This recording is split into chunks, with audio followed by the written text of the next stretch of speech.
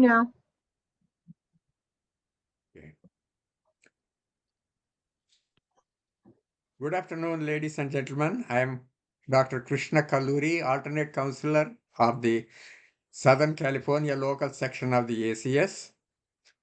It is Chemist Celebrate Earth Week, CCEW. And before I actually introduce the today's speaker, I would also like to point out a few things concerning ACS.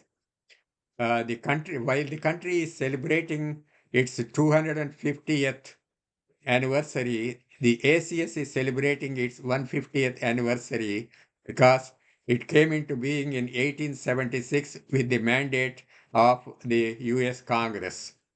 The Southern California local section is celebrating its 115th anniversary this year, and the California section, that is the San Francisco Berkeley area, California section is celebrating its 125th anniversary this year.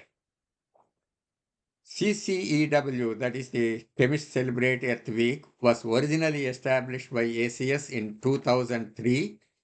Since then, ACS has brought local sections, student communities, ACS divisions, businesses, schools, and individuals together each year to promote the positive role that chemistry plays in the world during the same week as Earth Day, which happens to be today, April 22nd. This year's CCEW theme, the Earth Week theme, is Into the Woods with Chemistry, a celebration of the essential role of trees and forests in building a sustainable world. Just as trees support life in countless ways, ACS aims to showcase how chemistry connects and transforms our world. One such example is the organization in this year's ACS spring meeting at Atlanta is something called a Kids Zone, ACS Kids Zone, where some experiments were devised and performed that connect people or the kids with the earth. One such experiment is What's Up with Water. Participants will investigate some of the ways a tree responds to water. They will learn about the hygroscopic properties displayed by the cones from conifer trees as they open and close as moisture levels change. Participants will also investigate adhesion, cohesion, and surface tension and the role these properties play in water transport. So this was one of the experiments designed in the kids zone at the National Spring Meeting of ACS in Atlanta this year. And then I also saw very recently an article published in the journal Nature, in which some international collaboration by different scientists from different countries established that woods also contribute to climate change by absorbing climate change mitigation, I should say, by absorbing methane. We know that methane is one of the greenhouse gases, and the trees do us a lot of favor by absorbing the methane as well. And in particular, personally, I am very happy that woods provide two of the best things that I like. One is cinnamon, which is a spice. The other one is celery. Those two are wood products. Now, enough of my introduction. Let me introduce Professor James David Adams. Dr. Adams received a PhD in pharmacology from UC San Francisco and was a faculty member at the USC School of Pharmacy for 33 years. He has over 300 publications and has published extensively on California medicinal plants. He learned Californian Indian medicine from a California Indian woman for 14 years. He currently teaches chemistry to pre-nursing students at St. Mary's College in Moraga. He is an expert in apoptosis, delayed cell death, herbal drugs, nicotinamide, ruptured berry aneurysm, small drugs, strokes, toxicity testing, and Parkinson's disease. He has a long history of honorary societies and professional affiliations and all that. I'm not going to go into that. In context of today's topic, I will only mention one thing, that in May 2012, he was acclaimed as a Chamush healer, Los Angeles, following 14 years of training by Cecilia Garcia, a recognized Chumash, I should say, healer. Now, that's enough introduction. Now, over to Professor Adams for his seminar. And the title is A Walk in the Woods with Acorns and Sagebrush. Over to Professor Adams. Great. Thank you, Dr. Cagliari. It's a pleasure to be here today. I hope you can see my screen. Yes. Today I'm going to talk about acorns and sagebrush, two things that are abundant here in California and completely ignored in California. How do I get my slides to advance? Uh-oh. Come on. Here we go. Maybe this will work. Okay. So this is what an acorn looks like. This is the largest acorn in California, comes from the valley oak, Quercus lobata. And Quercus lobata is a fairly common tree here in California. The acorns taste pretty good. I've eaten a lot of acorns in my life. I had acorns for breakfast this morning, in fact. I'm sure that none of you have ever eaten acorns, but anyway, unless you're Korean or Chinese, and by the way, my wife is Chinese. So acorns are produced by all 24 species of oak trees here in California, including the tanbark oak, which grows north of San Francisco mostly. Acorns are edible. Unfortunately, we have been told that acorns are poisonous because they kill cows and horses. So if a cow or a horse eats too many acorns, they die from liver or kidney toxicity. And nobody really knows why. The theory is that their digestive system is so efficient that they absorb too much tannins. Deer, however, can eat all the acorns they want and survive. Humans can eat acorns too. As I mentioned, I had them for breakfast this morning. I'm still alive. And the only thing is you have to know how to extract the tannins because the tannins are bitter. But on the other hand, most people drink tannins in their red wine. Fruit skins contain tannins, so we're all getting tannins every day. And we don't have to be overly concerned about dying from eating excess tannins. Acorns are 6% protein, 30% carbohydrate, 64% fat. So they're low enough in protein that they can support you through the winter, eating almost nothing but acorns and water. My teacher taught me, and these are her exact words, acorns are God's gift to us to help us survive the winter. So we have this misconception that California Indians are the only people in the world that eat acorns.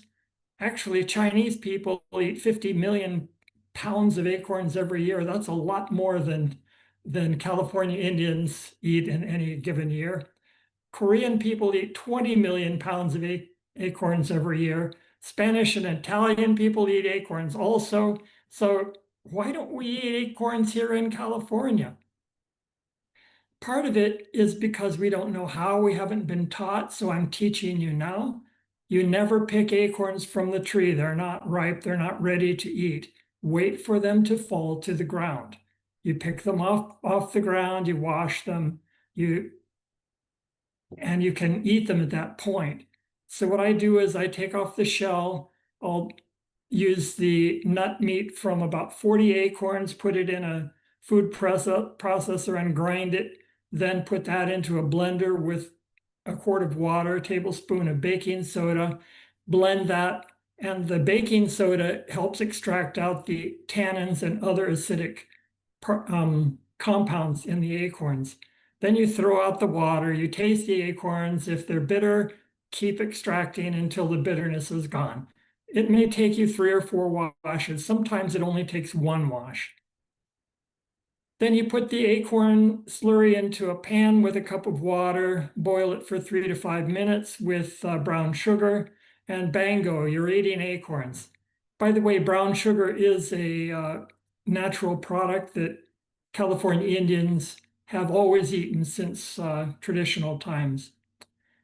The easy way to eat acorns is to go to a Korean grocery store, buy acorn powder, put 9 tablespoons of acorn powder into 2 cups of water with 4 tablespoons of brown sugar, and boil it for 3 minutes, and you're eating acorns. It's that easy. I mean, I had acorns for breakfast this morning, okay? You can read more about it in the book that I wrote with Michelle Wong and Enrique Villaseñor. It's called Healing with Medicinal Plants of the West. It's currently in its 5th edition. You can get it at abetaspress.com. You cannot get it at amazon.com. They don't sell my book. I don't know why. abetaspress.com. So here is California sagebrush, Artemisia californica. It's a very abundant plant here in California. And my teacher taught me how to use it to treat pain and cure chronic pain. So I looked into it and I discovered that no one has ever before looked into the chemistry of sagebrush. I was shocked. It's an abundant plant. Why hasn't anyone ever examined the chemistry of this plant? So I got some volunteer students to help me make extracts of the plant. We analyzed them by GC mass spec and HPLC mass spec, and we found a whole bunch of monoterpenoids in California sagebrush. All of these are 9 of them on this slide, from camphene to camphor. And there are 6 more on the next slide. These are all 10 carbon compounds. They're very fragrant. Some of these are also perfumes. Chanel number 5 is full of monoterpenoids, mostly from roses. So these compounds smell good and they are powerful pain relievers. This one right here, eucalyptol, is as powerful as morphine, provided that you know how to use it correctly. My teacher taught me how to make a liniment from sagebrush. You take that liniment and you spray it on to wherever you hurt. And in 20 seconds, your pain is either gone or greatly diminished. You can use it 2 or 3 times if you have to for really bad pain. For instance, kidney stones, gallstones, broken bones, cancer pain, you name it. Migraine headaches, bee stings, whatever pain you're in. The only thing is, don't spray it in your mouth. Don't get it inside your body, because these monoterpenoids are poison in large amounts. Although you're eating eucalyptol in your cough drops, but that's another issue. So what happens is the monoterpenoids penetrate into your skin, they inhibit pain, then they evaporate from your skin. They don't penetrate into your body. They don't poison your body. They are very safe to use, very fast. As I said, in 20 seconds, your pain will be gone or greatly diminished. And if you want to cure chronic pain, such as whiplash, fibromyalgia, low back pain, bursitis, that kind of chronic back pain, you use it twice daily for 5 weeks, and it will cure your chronic pain. I had one man in particular who cured his whiplash that he'd been suffering from for 20 years with the sagebrush liniment. And let's see the next slide.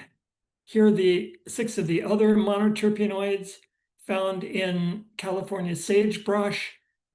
And on the left are some of the publications that I have with California sagebrush. You'll notice the I have some, my students are on there too. I've had amazing luck getting students to volunteer to help me. So Pauline Fontaine was a pharmacy student from the University of Lille in France. Vincent Wong was a undergraduate from USC who worked with me, and we've had a lot of good luck working with California sagebrush. These are only a few of the publications. So California sagebrush is abundant, easy to grow in your yard. I grow it in my yard. I have a huge thicket of California sagebrush in my yard. So I make my liniment from that thicket of California sagebrush, and I use it to treat patients. Although I am not an MD, I don't have a clinical degree, I'm protected by California state law that allows me to practice traditional medicine. And I don't have to be beholden to the FDA like doctors and nurses do. So I can practice this non-traditional, I mean, this traditional medicine rather than the FDA kind of medicine. So my teacher was, in exchange for teaching me how to make the liniment and treat pain, she asked me, how does it treat pain? What is the mechanism? I don't know why she wanted to know, but she did. So I spent a lot of time looking it up and found out that these monoterpenoids are all powerful inhibitors of transient receptor potential cation channels, especially in the skin. The skin is the most abundant place where transient receptor potential cation channels can be found, TRP channels. So your skin is your pain sensing organ, and internal organs like bones and guts and gallbladder and so on, they have neurons that connect to the skin so that the pain that you feel in a broken bone, you actually sense it in your skin. Now, I know you've been taught that you sense pain in your brain. This is completely incorrect. And what I want you to do after my talk, go online, look up a open brain surgery, and you can see that patients are routinely they don't get anesthesia when they have open brain surgery because the doctor has to see that they can still move their fingers and so on, and he's not damaging their brains. The brain does not feel pain. The brain processes pain. It does not feel pain. So you've been taught incorrectly. Pain is felt in the skin. So actually the most effective and safest way to treat pain is in the skin. And that's why this sagebrush liniment is so amazingly good at treating pain. The monoterpenoids penetrate into your skin, inhibit pain, then evaporate from your skin. So there's no poisoning. So here are the transient receptor potential cation channels found on sensory neurons in the skin. And there are, as I recall, 28 of them.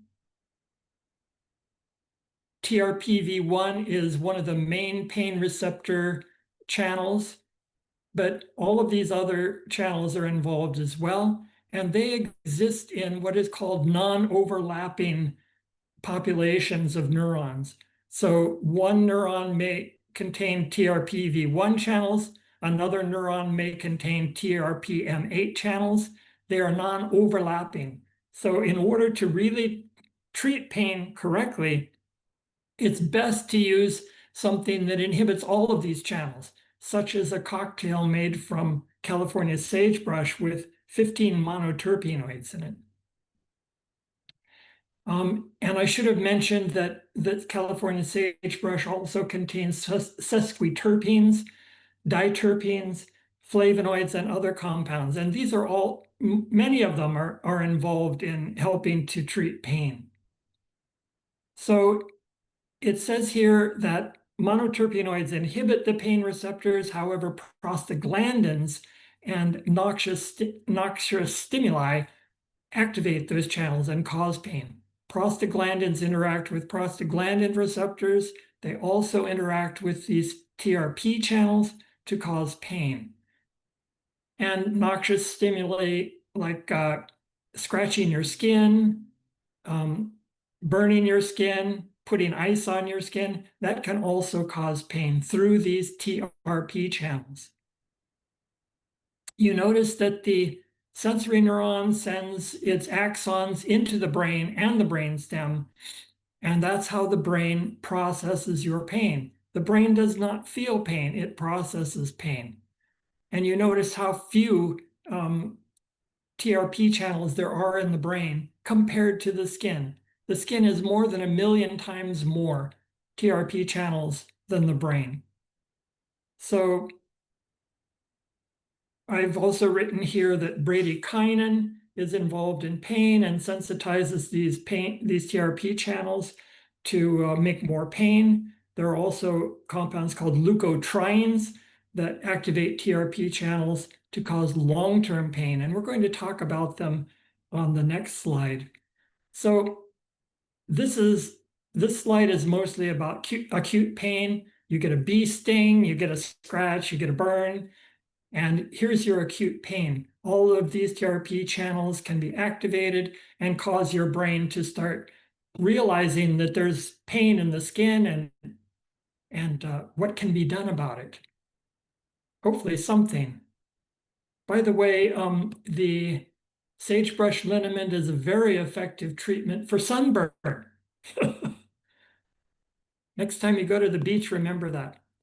So here's the mechanism of chronic pain that I have worked out. It's taken me several years to figure this out. And if you want to read about what chronic pain is, how to treat it, how to cure it, you'll have to read my papers. I know that various people in industry are reading my papers, and I think they're very smart for doing that. They're learning how to properly treat pain and chronic pain. So that's a good thing. So here you see the S on the bottom of the slide. That's a sensory neuron, and it has a bunch of different channels, TRP channels, as well as pain receptors. There are prostaglandin receptors, PR. There are chemokine receptors, CR, and there are bradykinin receptors, BR. So these sensory neurons are involved in sensing pain in the skin and sending the signal to the brain so that you know you're in pain. So prostaglandins and bradykinins come from macrophages and damaged cells. And you see a macrophage labeled M in the upper right corner. Macrophages contain cyclooxygenase 2, which makes prostaglandins. So there are always a few macrophages in the skin, but when you're in pain, chemokines are released from damaged cells, especially damaged endothelial cells, but they're also released by damaged dendritic cells. Dendritic cells are cells in the skin that contain very long processes that go all over in the skin. So if you damage one of those, they release chemokines. Chemokines are proteins that interact with these CR receptors. You see CR receptors on macrophages, neutrophils, T cells, and sensory neurons.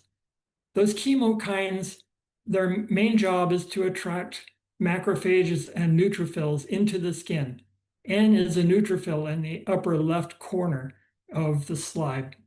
So neutrophils aren't normal to the skin, but there's a T cell shown here on the lower right corner. There are skin resident T cells that are always present in the skin. So these T cells secrete interleukins when they interact with chemokines, and the interleukins activate pain receptors. Leukotrienes, I've already mentioned, they cause long-term pain, and the leukotrienes come from neutrophils, macrophages, and T cells. All three of them will secrete leukotrienes. Actually, all three of those cells secrete interleukins as well. So interleukins increase prostaglandin release. They also increase chemokine release.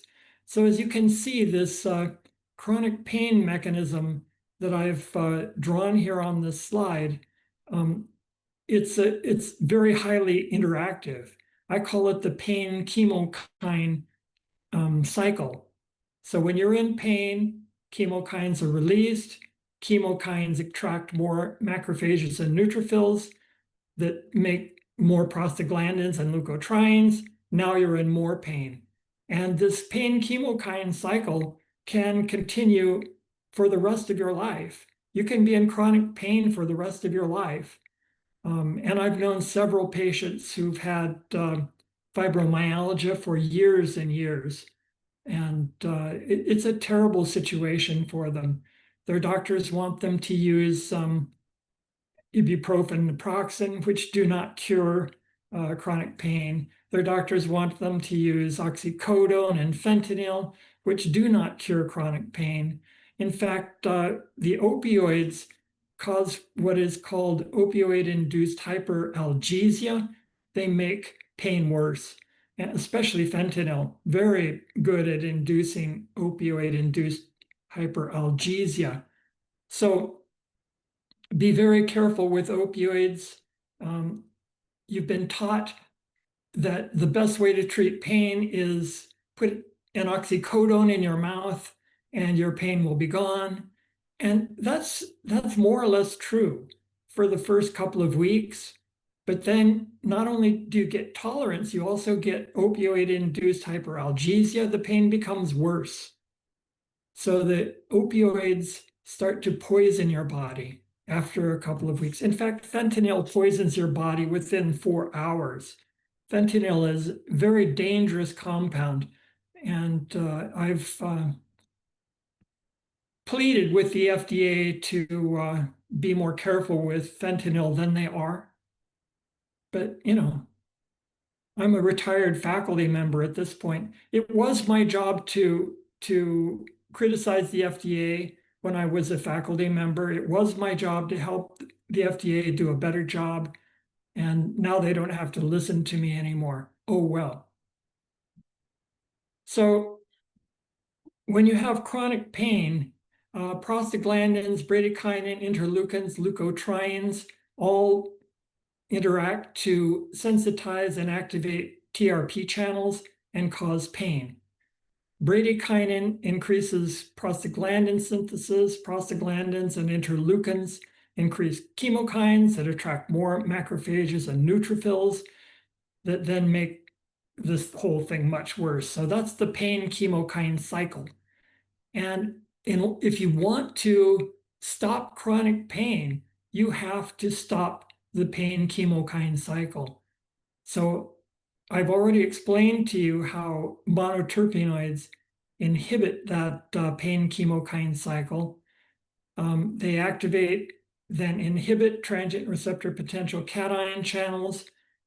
They also inhibit PGE, prostaglandin, and interleukin production, which in turn decreases chemokine production. Now, sesquiterpenes I mentioned are also found in California sagebrush, and as I recall, there are 6 of them.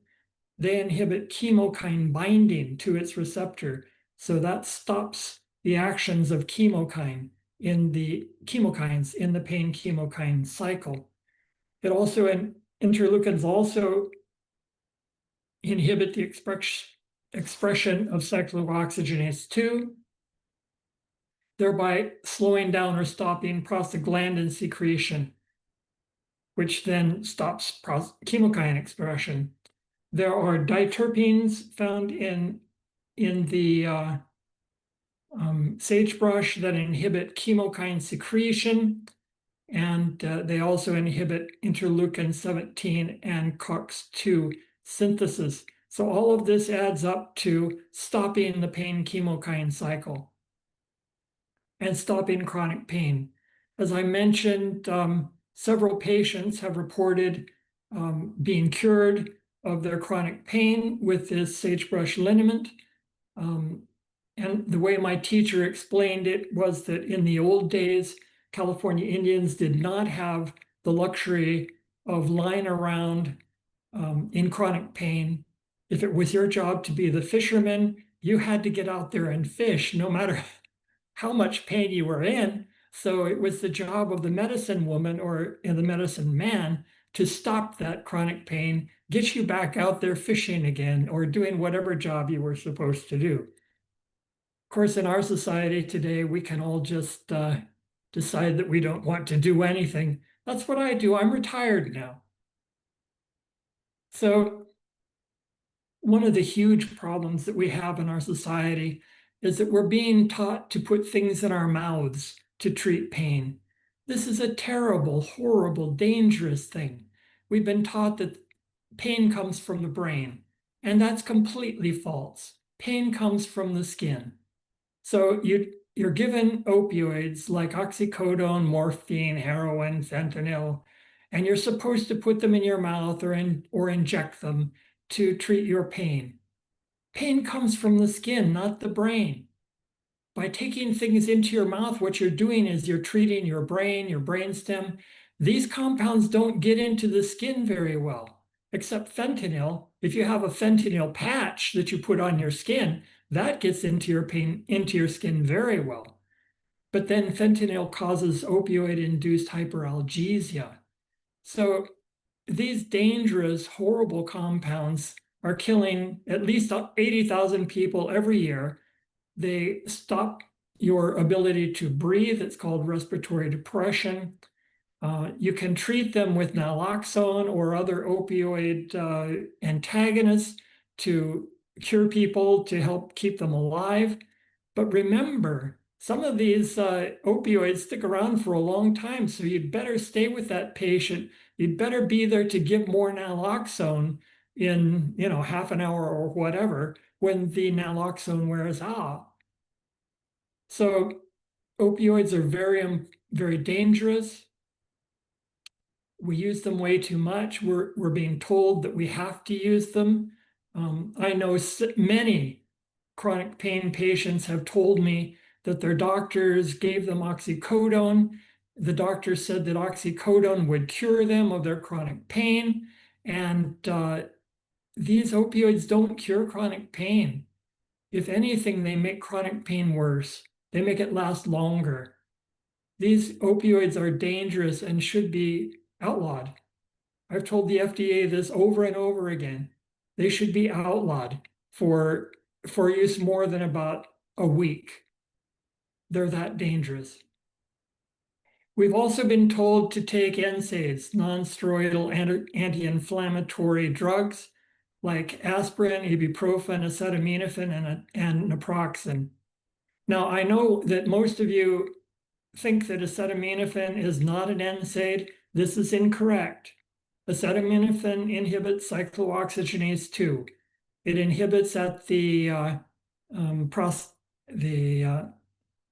not the cyclooxygenase site, but the other site, the prostacyclin site.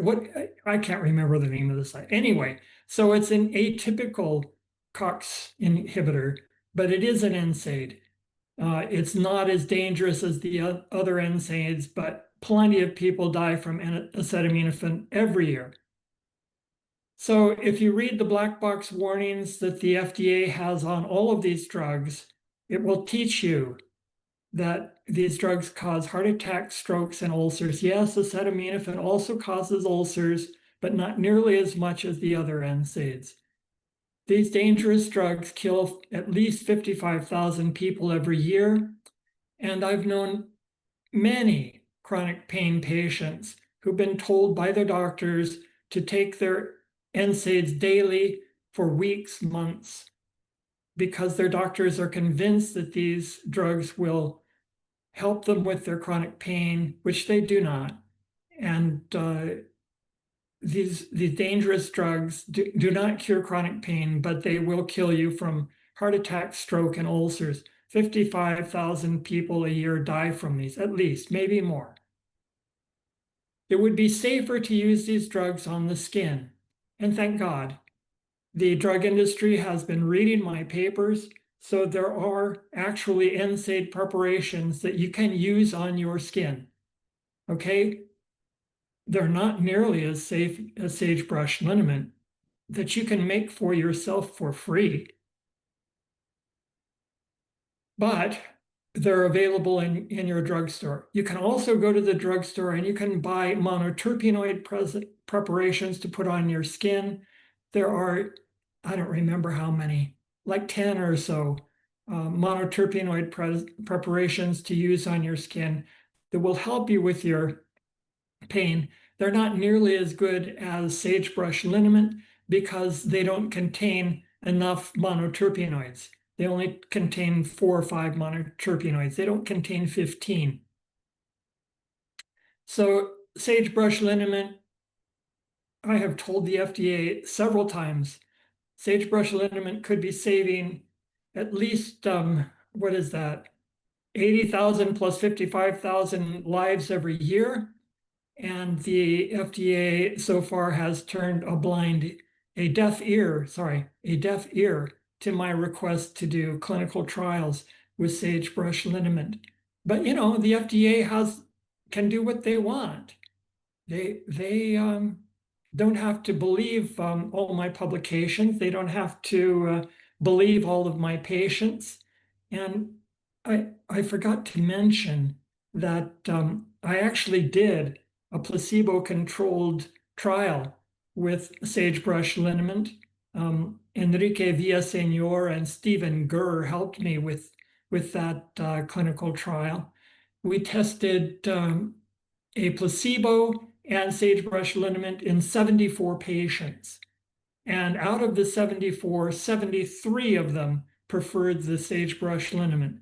So it's clearly sagebrush liniment is superior to placebo. I know that you've been taught that everything I do is the placebo effect. I'm sorry, it's not. It's not the placebo effect. It's real medicine. This is real medicine that can save lives, and you can do it yourself for free. All you have to do is read the recipe in my book, the healing book that I wrote with Enrique Villaseñor and Michelle Wong, that you can get at abetaspress.com, and you can save your own life. I am grateful to my students, and I'm grateful to my patients who have all shared their experience. Many of them have shared their experiences with me. I can't tell you how many hugs I've received from people who are no longer in pain. I can't tell you how many emails I've received. It's probably, emails, probably 30 or 40 emails from patients telling me that they're no longer in pain. I am hopeful that someday the FDA will actually listen to what I've been telling them. They will actually listen to the science that I have published in double and not in the peer-reviewed literature, and hopefully someday I'll actually be allowed to do a real clinical trial with sagebrush liniment and show the world how well it works, so that we can start saving some lives here. So I'm very grateful to you for listening to my talk. I'm going to cut it a little short here in case there are people who want to ask me questions. And I hope you have enjoyed listening to my walk in the woods. By the way, if you ever want to go on a hike with me, I go on a hike at least once a week where I go out and examine the botany somewhere. Up here, I live in Northern California right now, so it'll be a big drive for you. But anyway, if anyone has any questions, please let me know.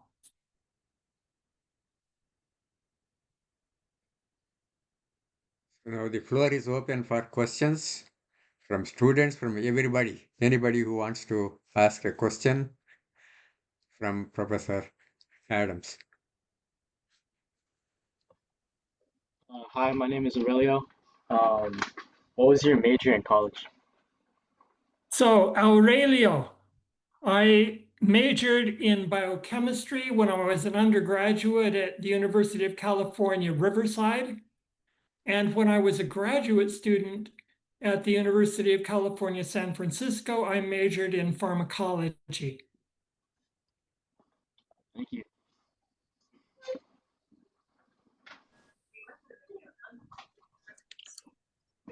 Hi, my name is Diana, and my question is, do you believe that people could become tolerant to the effects of California sagebrush liniment? Um, and how would that look like? Would that be related to the TRP cation channels, or uh, how would that look like? All right, good question. I will tell you, I've been using California sagebrush liniment myself on my own pain, various pains, whatever pain I'm in from hiking or gardening or whatever. I've been using it now for since 1998. How long is that? Nearly 30 years, 28 years. I'm not seeing any tolerance at all from it. And I will tell you that um, the chronic pain patients who have treated themselves with this liniment, they use it twice daily for 5 weeks. No sign of tolerance from it. Remember, it penetrates into your skin, it evaporates from your skin. So it doesn't stick around. This is my theory. I don't think it sticks around in the body long enough to really cause any tolerance. But if you use it and you find some tolerance, please let me know. Thank you so much.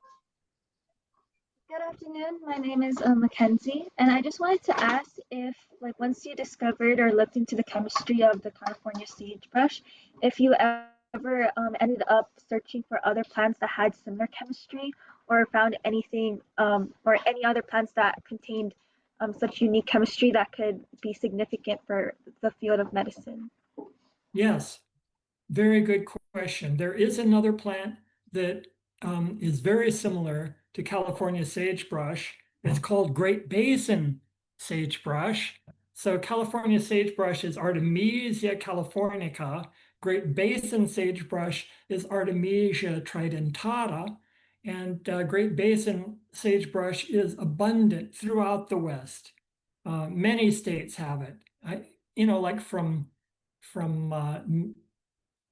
Minnesota west to California, something like that. The Great Basin sagebrush is everywhere, and it can be used to make a liniment that is identical to California sagebrush, powerful pain reliever. And someone else has examined the plant. It also contains monoterpenoids, sesquiterpenes, and diterpenoids. So the chemistry is very similar to California sagebrush. But I will tell you, having used both liniments, I've made them both, I've used them both. I like the one from California better. I think it's faster and it's more pleasant on my skin. My skin tends to be sensitive to things that dry out my skin. So I have more trouble with the Great Basin sagebrush. Thank you so much. There are some Hi, questions. Yeah, go ahead. Go sorry, ahead. my name is Precious. And my question is that if you were to, like, say you make kind of like a syrup that you could like apply onto food or even in beverages from the California sagebrush, would that be more effective than the dermal solution, or the dermal because of the TRP processes? So I already said once, and I'll say it again. If you put this stuff in your mouth or in your body through any means, it will kill you. Don't make a syrup, don't make an essential oil, don't inject it, don't put it into your body. It will kill you. These monoterpenoids are poison in large amounts, and the California sagebrush contains them in large amounts. Put them on your skin where they belong. And that would be even if you were to do it in like smaller dosages as well.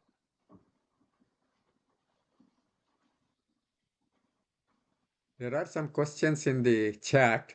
One of them, a couple of them actually from Carry On Dinos. And in one of the things she asked about, can you please share the placebo studies, trial studies? Sure. And the other question she had was, she wrote, "Thank you for this wonderful presentation. For the salve, do you harvest the wild sagebrush or purchase from a reputable grower?" I grow the plant in my yard, in my private yard, that I own the property, I grow the sage, I harvest it from my yard. I don't go out into the wild and harvest it. There's a lot of fear by other people who I think are kind of unreasonable, frankly. They're afraid that if people go out into the wild and harvest California sagebrush, that the whole state of California will no longer have California sagebrush. I think it's ridiculous. But I will tell you, I recommend that you grow it yourself and make it yourself. What was the other question? Well, she asked you to share the placebo trial study The that you have placebo made. trial. Yeah, it was on one of my slides. Let's see if I can find it again. It's the study with Stephen Guhr, Guhr. Mhm. Let's see if I can find it. No, you can send me the link or publication to that, then I can pass it on to her. Okay, I'll send you the information about the publication, then you can pass that on. Yeah. And there's a question by Robert Chapman. He was asking, do acorns contain quercetin? And if so, how much? Gosh. I would be surprised if they don't contain quercetin. I don't know how much. You'll have to look it up. Do an internet search, type in acorn quercetin, and you'll find it. Thanks. This is Bob. The reason I ask is because quercetin is an effective antiviral and especially has activity against COVID, according to much research from Asia. Yes, quercetin does a lot in the body. It's an amazing compound. I don't use acorns to treat viral infections. I use elderberry, which contains some anthocyanins that are antiviral. They're antiviral against COVID, against flu, against cold, and they even have some activity against HIV. So elderberry is what I recommend. You can buy it in your drugstore. It's that hard. Thanks. I really enjoyed your talk tonight. Thank you. There was a question from Robert Kurtjian. He was asking, have you studied medicinal properties of white sage? Of course, it's all in the book. White sage, I will tell you my teacher's exact words about white sage. White sages are everything. We need it every day or something will be missing from our lives. White sage helps keep us calm, rational, and productive in society. She made me memorize her words. Those are her exact words. So it's all in the book. Buy the book, read it. It's all there.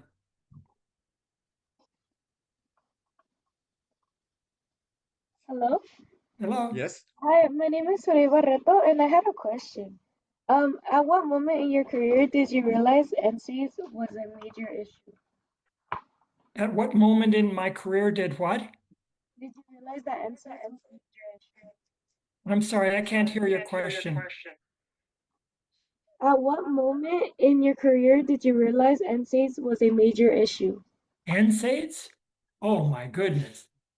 When I was studying pharmacology as a graduate student back in the 1970s, I was taught that NSAIDs are a terrible issue in our society. And unfortunately, most people use them as if they were candy, take way too much of them. I've known chronic pain patients who are taking them daily for years. And, it's not safe. It's not smart to use NSAIDs for more than a couple of weeks. Thank you. Professor Adams, actually, uh, I represent the Senior Chemist Committee, both locally for the Southern California as well as the National ACS Senior Chemist Committee. And I'm pretty sure you know that about 30 or 35% of our population are senior chemists, or seniors, I should say, not chemists, but seniors. And most of them have some kind of pain or this and that and all that. And we go to the pharmacy, we see ointments like Bengay or muzzle rub or things like that. And then we look at the composition and it says oil of wintergreen or the methyl salicylate.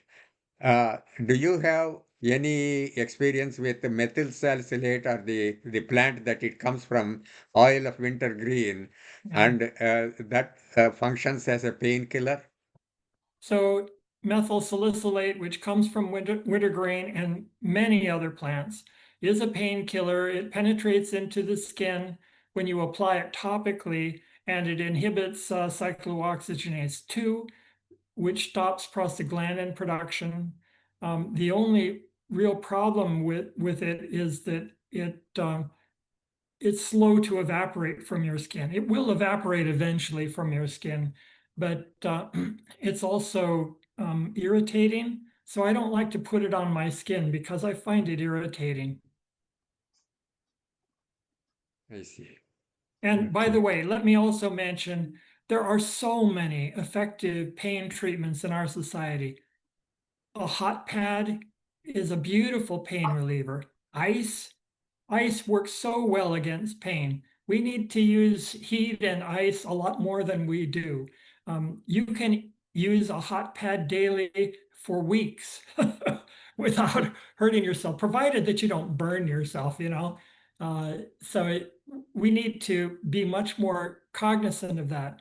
The other thing that works so well against pain is stretching. You know, if you're in pain, carefully, stretch, yoga, whatever you want to call it. And the other thing that works amazingly well against pain is acupuncture. Wow, acupuncture works in the skin to relieve your pain. It's beautiful. And so some of my friends, my senior colleagues, they do go to some of these massage parlors. They often face a question from the person who is doing the massage, whether you would like us to rub some oil while doing the massage. And I think some of these oils are used as fragrances and other type of perfume use or something like that. Do you think any of these have real good pain relieving properties? So if they smell good, the smell is probably from monoterpenoids, and those monoterpenoids are going to penetrate into your skin and help you with your pain. Why not? If it helps, why not use it? Be aware of the fact that those oils can also help with your skin irritation. But the thing that you need to be cognizant of is if you have any scratches on your skin, you don't want to get those monoterpenoids in there. Believe me, it hurts. Are there any further questions from anybody in the audience? If not, it is Hello, I have my a question. sure. Hi. First of all, I want to say thank you. This is amazing. As an aromatherapist, I'm listening intently to a lot of the questions that are being asked, and thank you very much for not advising on direct ingestion or using methyl salicylate on the skin because that's very dangerous as well. Um, I'm curious. I looked it up and it looks like it's Artemisia californicus. And that explains a lot with why you're saying, I mean, that could be bad for the liver and all that. But how much did you know to use? Did you use the traditional 1 ounce to 8 ounce? Did you let it steep in the oil first? Did you infuse it solar? or did you just heat it and then turn it into a beeswax salve? Do you use, is there a particular local jojoba oil, or is it, is there any hard and fast rule that you're using for this?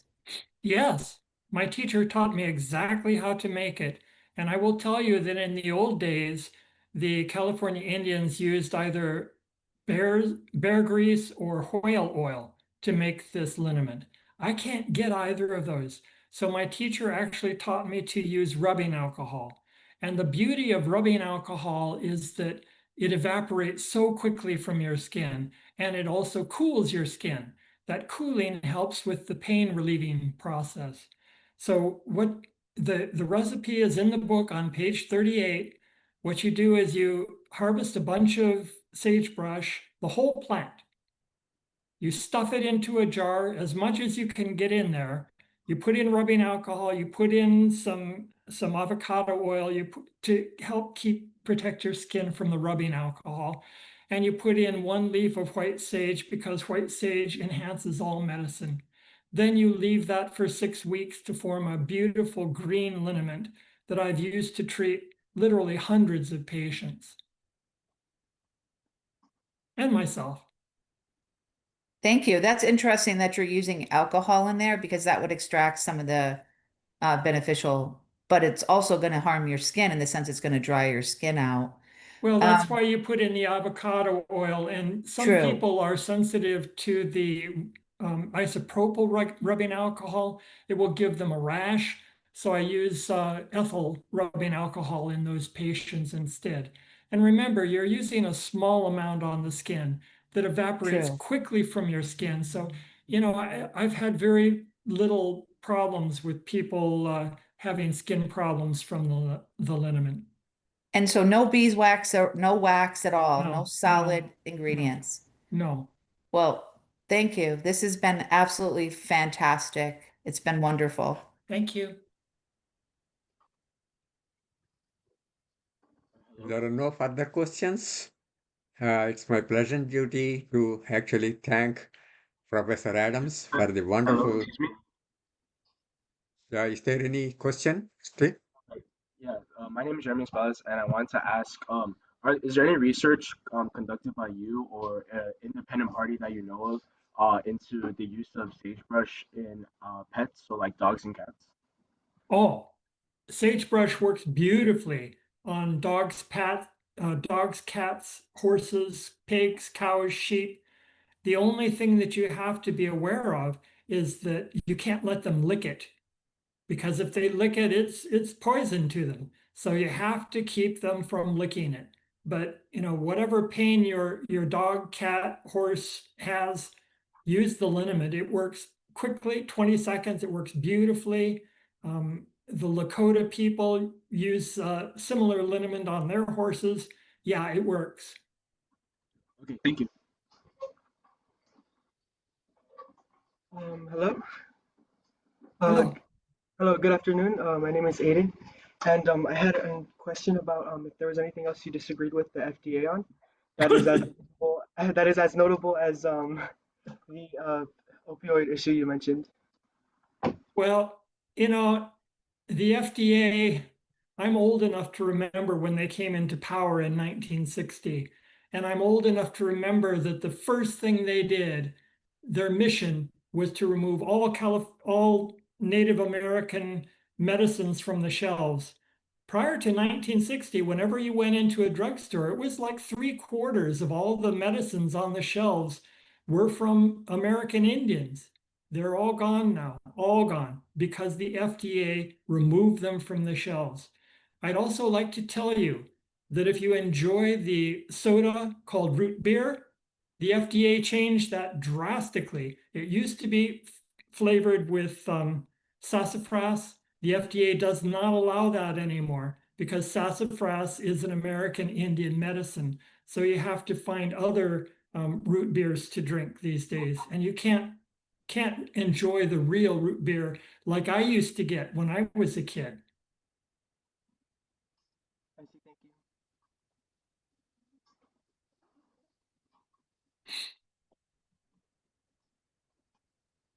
There are several other questions there. but because of lack of time, I would not say go ahead and read it. But there was one question there.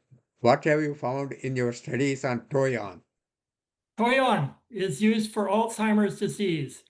It helps delay and slow down the progression of Alzheimer's disease. Amazing, beautiful plant. You can read about it in the book. It's all there. And by the way, I'm the one who did the chemistry of Toyon.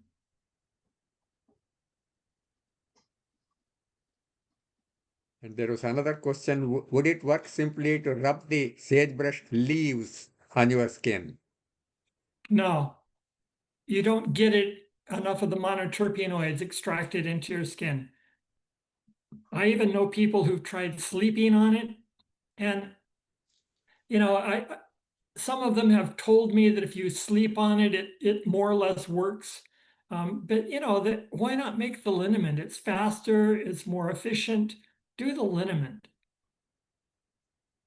Yeah.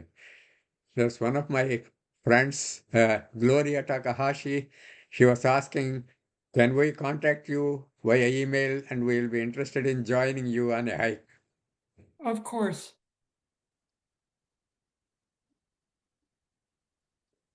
You can get my email from Dr. Cagliari. Yeah, I can send the email to Gloria. No problem. Excellent, thank you. So I think since we have completed our 1 hour schedule, so if there are any further questions, please send them to me. I will forward them to Professor Adams, and I am sure he will be very happy to answer you. And on behalf of the Southern California local section and the national ACS, we profusely thank Professor Adams for his wonderful seminar and for so many words of wisdom that he has given to our younger audience. And I'm sure the younger audience will take up the studies he has done wonderfully and continue the studies and make sure that our native medicines also actually are very much in practice and can be used without any side effects and all that, like the pharmaceuticals that we put in our mouth do. So thank you very much, Professor Adams, and thanks everybody in the audience for attending. Thank you, Dr. Adams. Thank you.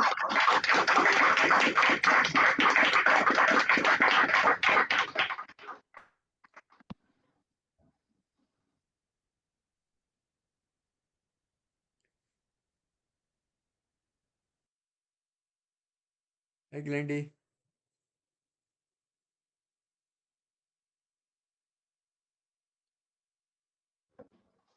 Hello. Glendy? Yes. So, was the pizza there? They delivered it in time? Yes, in time. Thank you. Thank you, Dr. Krishna. Okay, wonderful. So I'm looking forward to some of these essays and what they have learned from the seminar. You can take your own time, no problem. Maybe 2 weeks or something like that. And then please forward them to me.